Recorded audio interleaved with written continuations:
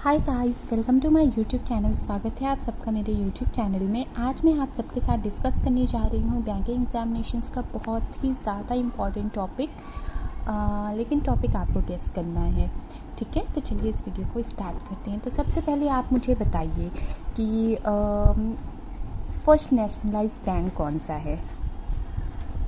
First nationalised bank of India. ये मैं already आपको पढ़ा चुकी हूँ, इसलिए मैं आपसे पूछ रही हूँ और मुझे पूरा राइट है आपसे पूछने का, क्योंकि मैं बहुत मेहनत कर रही हूँ इन वीडियोस बनाने के लिए। तो आपको भी अपने एंड से थोड़ी डेडिकेशन दिखानी होगी, चीज़ों को लर्न करना होगा, नोट्स बनाने होंगे। तो बताइए पहला बैंक कौन सा है नेशनलाइज जो हुआ था? ओके, मैं थोड़ी हिंट देती हूँ कि नेशनलाइजेशन हुआ था 1 जनवरी 1949 में। अब तो आई थिंक आपको पता हो जाना चाहिए। चलिए ठीक है। अच्छा, नेक्स्ट क्वेश्चन का आंसर दीजिए। एपेक्स बैंक ऑफ इंडिया के नेम से किस बैंक को जाना जाता है? अब तो मुझे लग रहा है कि मतलब 70 to 80% बच्चों को पता चल गया होगा कि मैं किस बैंक के बारे में बात कर रही हूँ और मैं आज कौन सा टॉपिक आपको पढ़ाने जा रही हूँ। जो 30-40% बच्चों को अभी तक नहीं पता चला है, अब उन्हें पता चल जाएगा। लास्ट क्वेश्चन इज़ कि बैंकर्स ऑफ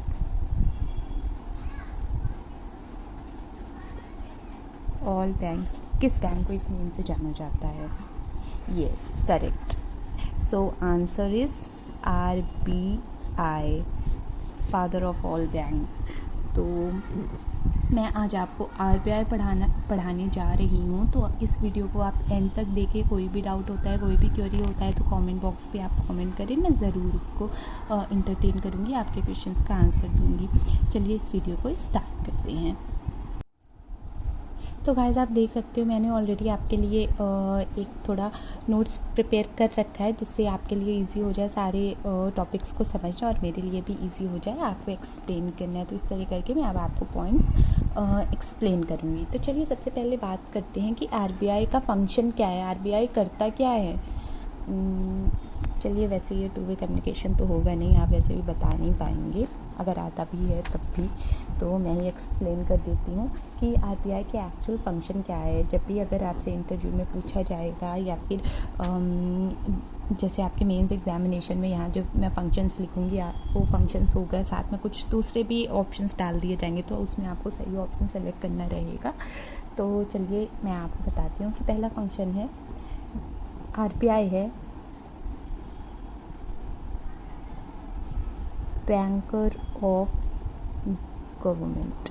तो जब भी गवर्नमेंट ऑफ इंडिया को मनी का रिक्वायरमेंट होता है तो वो RBI के पास ही जाती है। तो ये हमारे गवर्नमेंट का बैंक है। देन सेकंड थिंग, ये जो मैंने अभी आपसे क्वेश्चन भी पूछा था, बैंकर्स ऑफ बैंक है। आपको भी पता है कि CRR, SLR सारे टॉपिक्स में आगे भी आपको एक्सप्लेन करूँगी और आपको थोड़ी इनके बारे में आई थिंक नॉलेज होगी। बीइंग एस्पिरेंट आपको पता होगा, जनरली ये हमारे करंट अफेयर्स में भी रहता है कि बैंक्स कुछ अपना डेली डिपॉजिट का पार्ट RBI में जमा करते हैं, डिपॉजिट करते हैं फॉर सेफ्टी पर्पस। जो भी रूल्स है मैं आगे आपको एक्सप्लेन करूँगी। तो ये बैंक्स का भी बैंक है, ये उनके पैसे डिपॉजिट करता है। कभी बैंक्स को नीड हुई तो वो लोन भी ले सकते हैं RBI से। तो ये बैंक की तरह वर्क करता है। देन थर्ड पॉइंट इज़ कि ये जो कंप्लीट बैंकिंग सिस्टम है उसे रेगुलेट भी करता है।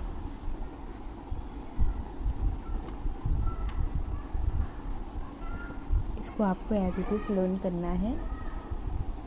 और क्या करता है RBI? अभी आपके पास पैसे होंगे तो वो करेंसी इशू कौन करता है? RBI।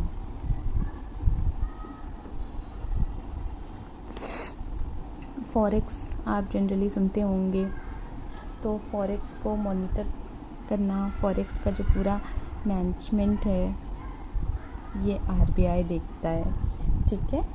और क्या करता है RBI मॉनेटरी पॉलिसी बनाता है।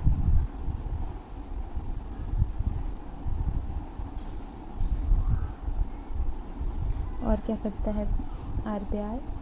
आरबीआई वर्क करता है as lender of last resort. It means कि जैसे आपको पता होगा कि बैंक्स को कभी भी नीड होता है या गवर्नमेंट ऑफ इंडिया को कभी भी नीड होती है तो कोई हेल्प करे ना करे आरबीआई ज़रूर हेल्प करेगा।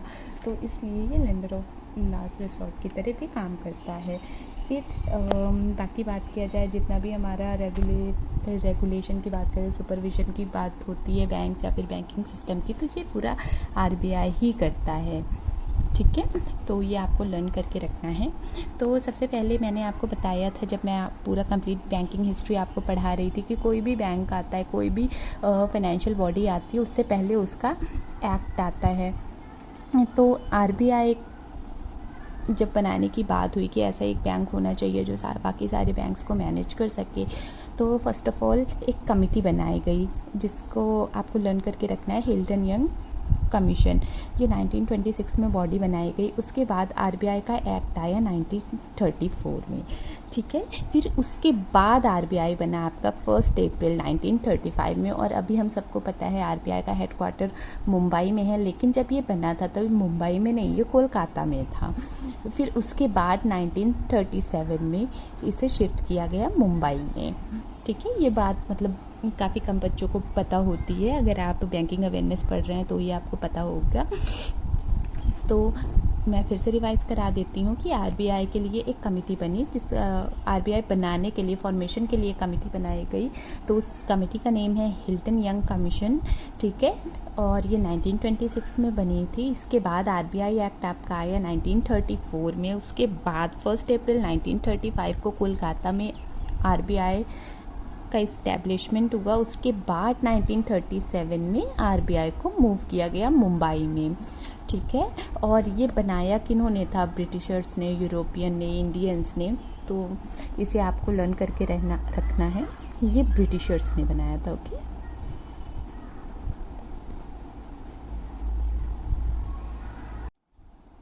फिर जब ब्रिटिशर्स ने आरबीआई को बनाया, उस टाइम में आरबीआई का, जैसे आजकल बैंक्स बनाने हैं, कोई भी यूनिवर्सल बैंक बनाना है, तो आपको कल मैंने पढ़ाया था कि उसके लिए चाहिए होता है 1000 करोड़ एंड 10 ईयर्स का एक्सपीरियंस। लेकिन आरबीआई, आप बिलीव नहीं करोगे कितने रुपीज़ में बना था।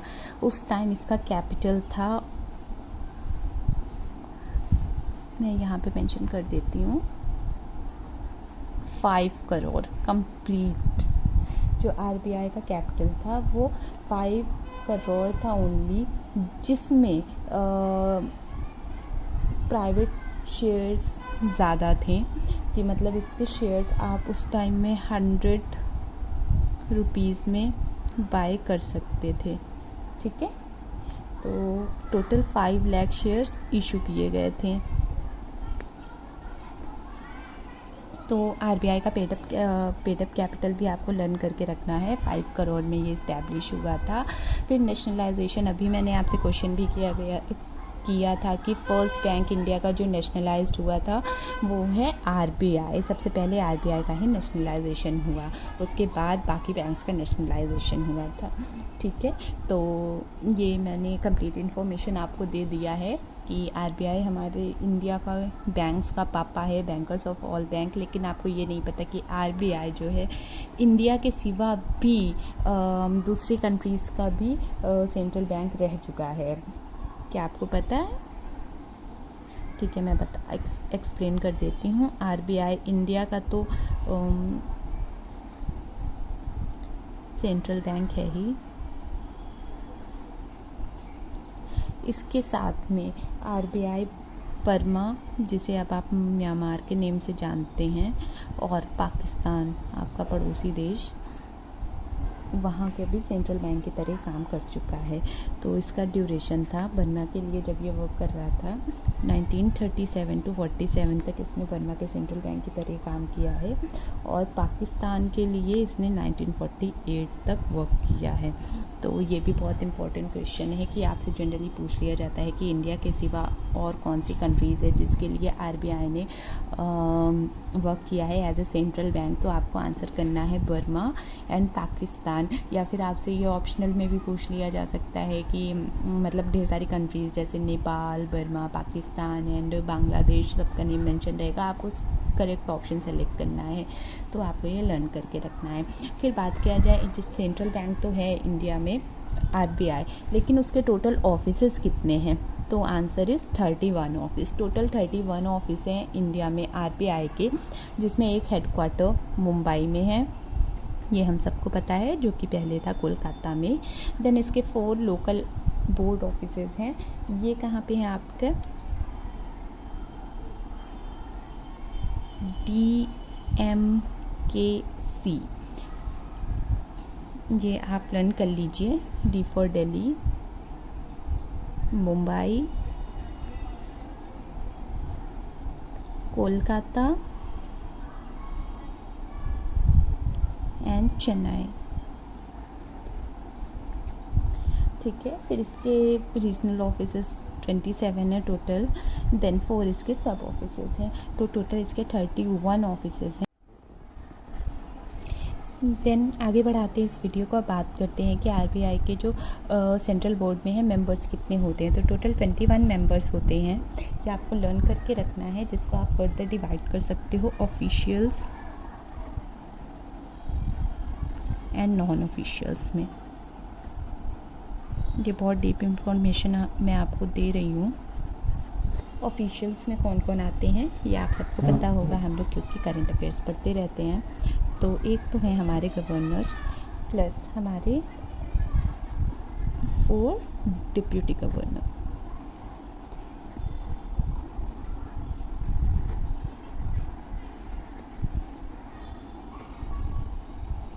एट प्रेजेंट हमारे जो गवर्नर हैं वो हैं शक्तिकांत दास जी,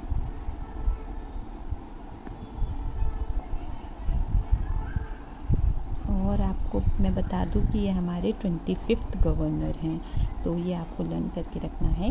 फिर डिप्यूटी गवर्नर की अगर बात की जाए तो ये हैं at present MD Patra, Michael D Patra, Mahesh Kumar Jain, M Rajeshwar Rao, lords of M।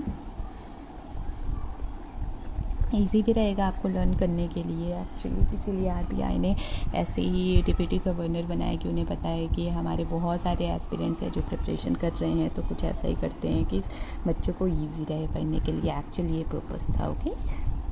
फिर इस 4th गवर्नर है हमारे डिप्यूटी गवर्नर टी रविशंकर।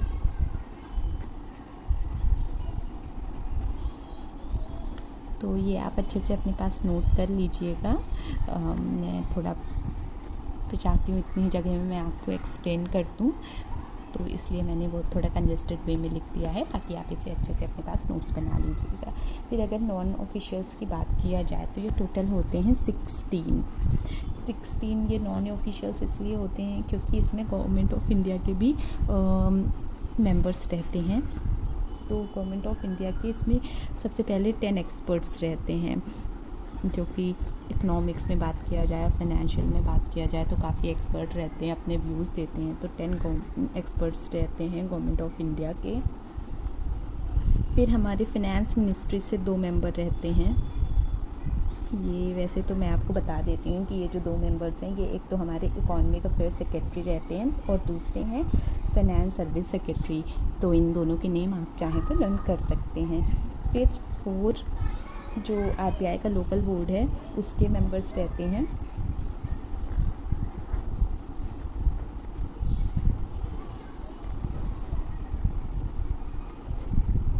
तो इस तरह करके 16 नॉन ऑफिशियल्स एंड हमारे ये 5 ऑफिशियल्स रहते हैं। तो 21 टोटल मेंबर रहते हैं सेंट्रल बोर्ड में हमारे। इस तरह करके मैंने आपको बेसिक जो भी RBI का है पूरा कंप्लीट करा दिया है।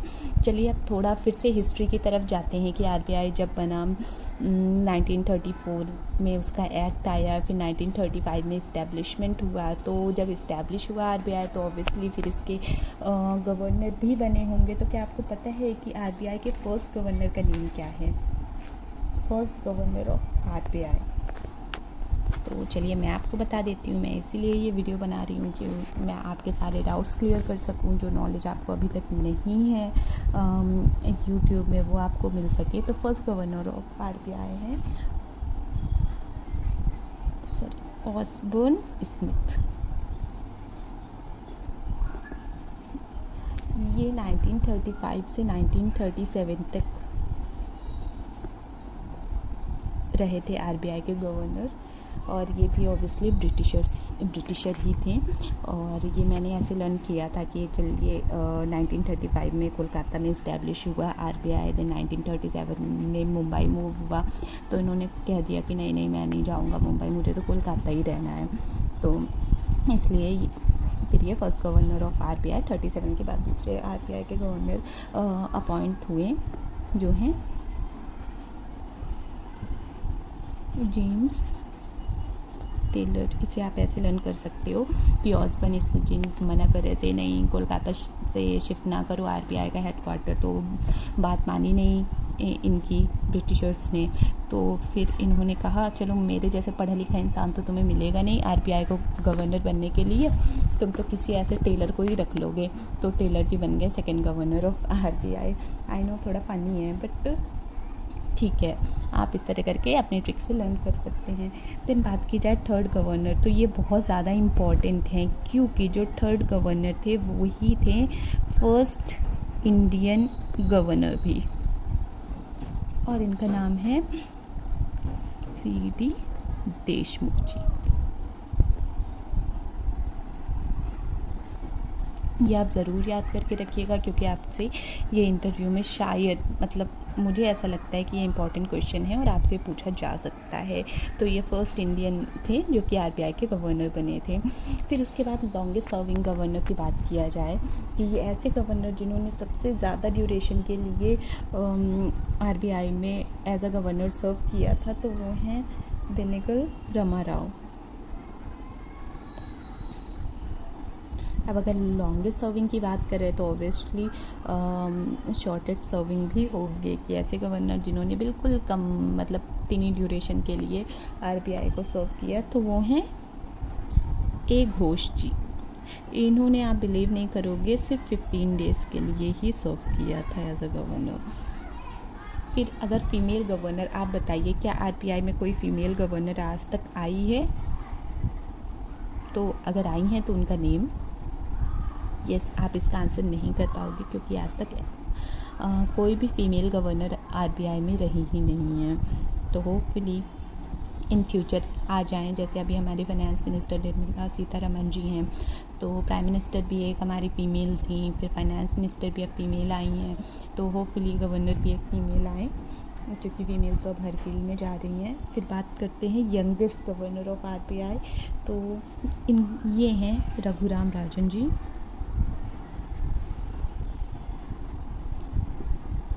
और ये 23rd गवर्नर थे RBI के।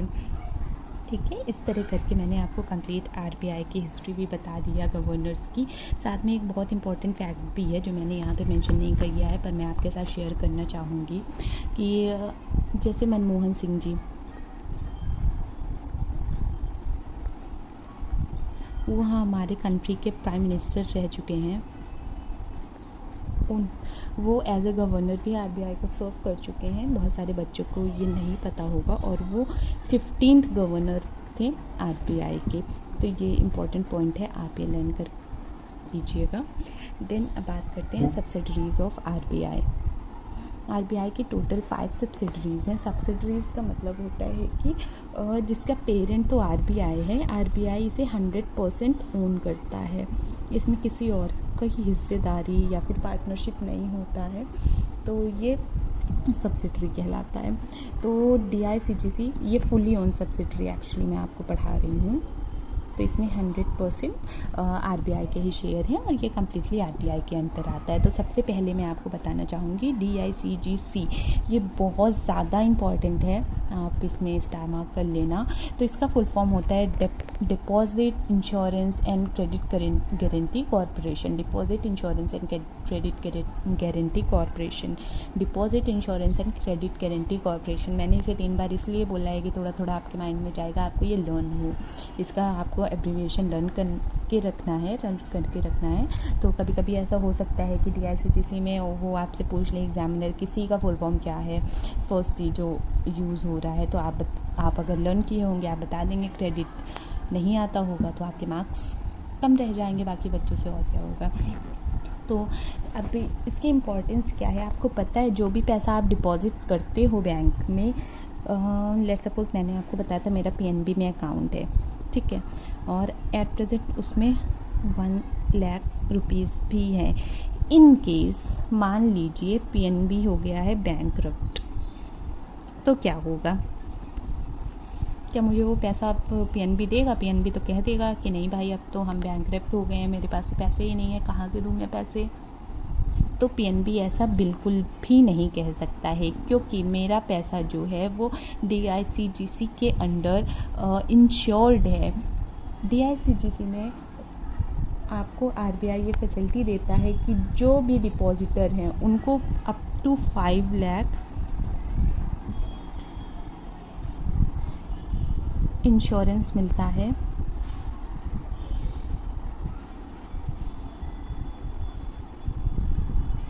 पर डिपॉजिटर पर बैंक। ये बहुत इम्पॉर्टेंट है, इसलिए मैं आपको इसे डिटेल में एक्सप्लेन करना चाहूँगी। पर डिपॉजिटर एंड पर बैंक का मतलब क्या होता है। तो मैं एक एडिशनल पेज ले लेती हूँ, यहाँ पे मैं मेंशन कर देती हूँ।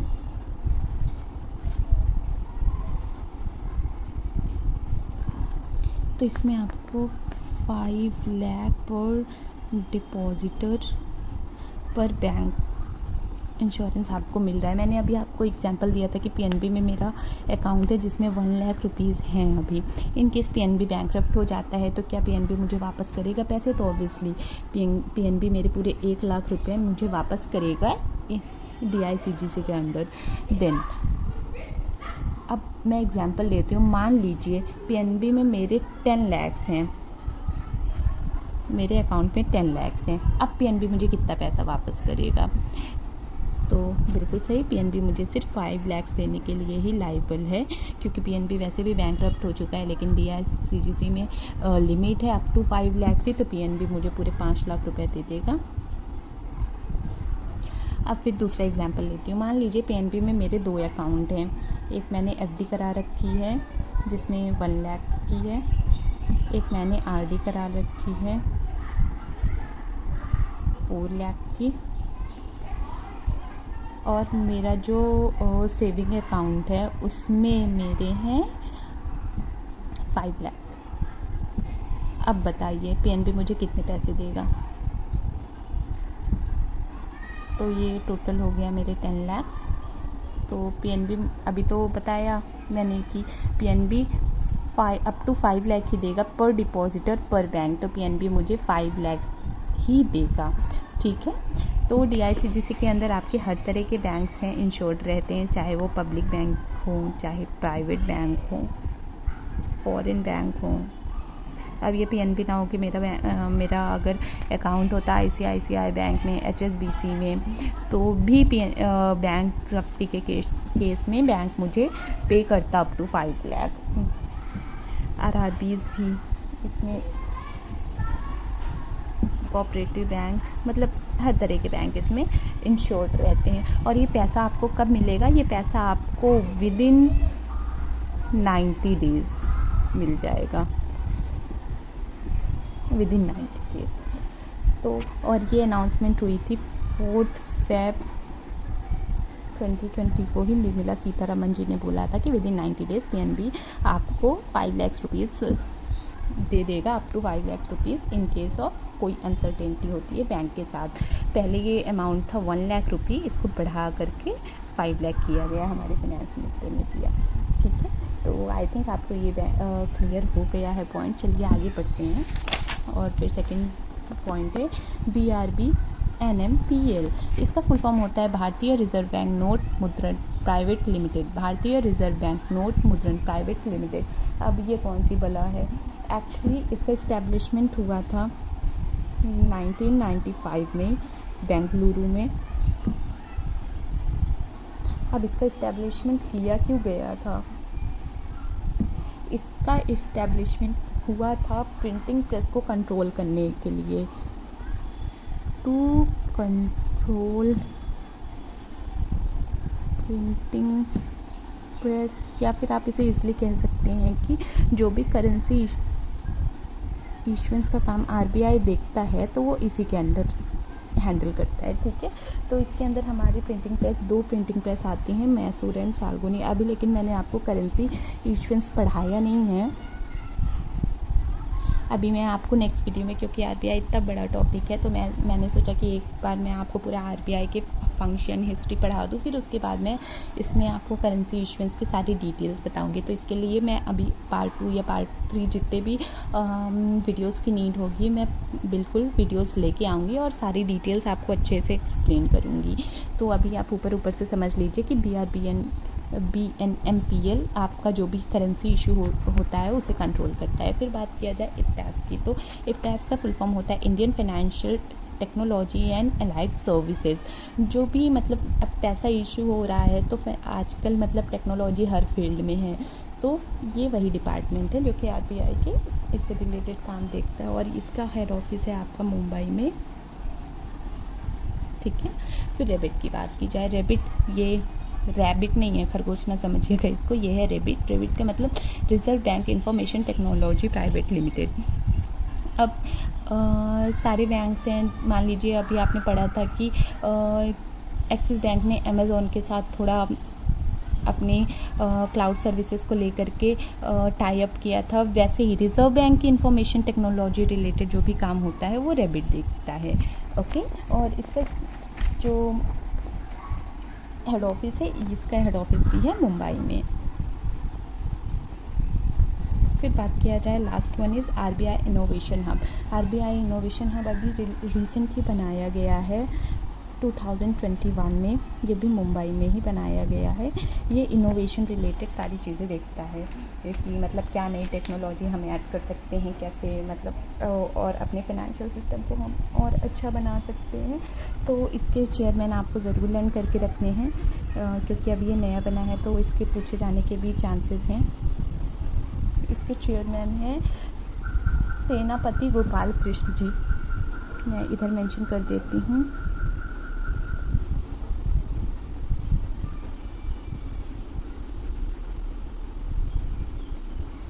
आप क्रिश मूवी हम सब ने देखी है ना, आप ऐसे ही लर्न कर सकते हो। तो इस तरह करके मैंने आपको सब्सिडरीज ऑफ आरबीआई भी पढ़ा दिया है, मैंने आपको इसकी कंप्लीट डिटेल्स बता दी हैं।